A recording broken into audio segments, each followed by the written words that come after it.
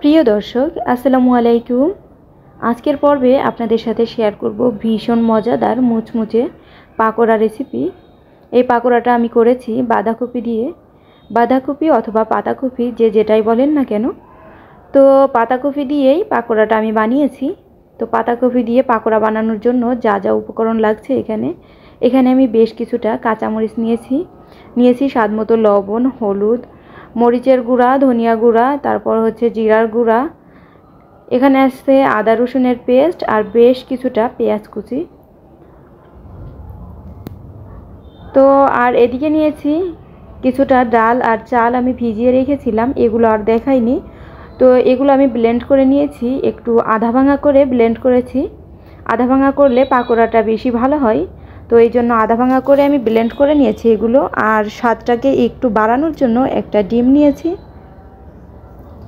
তো সাথে বাঁধাকপি নিয়েছি বেশ কিছুটা।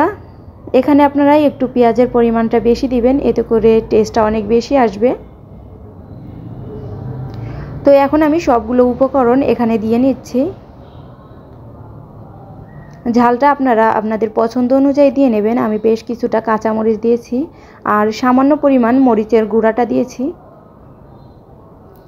তো এখন আমি এখানে ডিমটা দিয়ে নিচ্ছি। এগুলো খুব সুন্দর করে আমি হাতের সাহায্যে মেখে নেব। এগুলো একটু সময় নিয়ে মাখিয়ে নেবেন, এতে করে এগুলো একদম নরম সফট হয়ে যাবে। তো আমার মাখিয়ে নেওয়া হয়ে গিয়েছে, আমি অফ ক্যামেরাতে এগুলো মাখিয়ে নিয়েছি। এখন চলে যাব সরাসরি ভাজার জন্য। তো চুলায় প্রথমে কড়াই বসিয়ে দিয়েছিলাম, কড়াইটা গরম হয়ে গেলে এখানে তেলটা দিয়ে নিয়েছি। তেলটা বেশ কিছুটা সময় গরম হওয়ার পর তারপর আমি এখানে পাকোড়ার শেপগুলো দিয়ে দিব। তেলটা অবশ্যই একটু গরম করে নেবেন, না হলে কিন্তু তলানিতে বাঁধাকপির যে পাকোড়াটা এগুলো কিন্তু লেগে যাবে, তখন উল্টাতে গেলে একটু সমস্যা হয়ে যাবে। তো এভাবে করে আমি পাকোড়াগুলো করে নেব। তো সবগুলো এভাবে করে দিয়ে দিব। আপনারা চাইলে কাঁটা চামচের সাহায্যে এগুলো দিয়ে নিতে পারেন। আমি এভাবে অনেকগুলো পাকোড়াই একসাথে ভেজে নেব, এই জন্য একটু বেশি করে দিয়ে নিচ্ছি।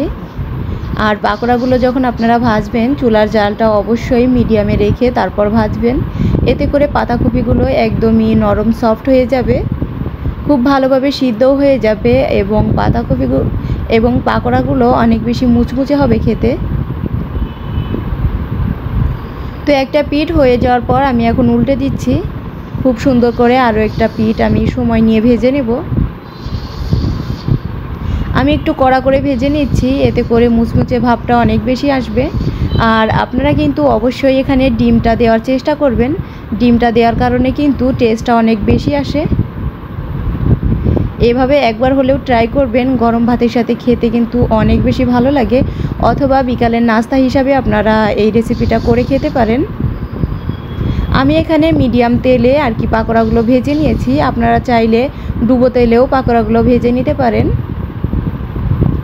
তো এভাবে করে আমি দুইবারে পাকোড়াগুলো ভেজে নিয়েছি, এখন নামিয়ে নিয়েছি।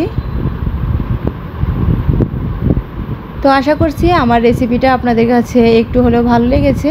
তো সবাই ভালো থাকবেন, সুস্থ থাকবেন। আল্লাহ হাফেজ, আসসালামু আলাইকুম।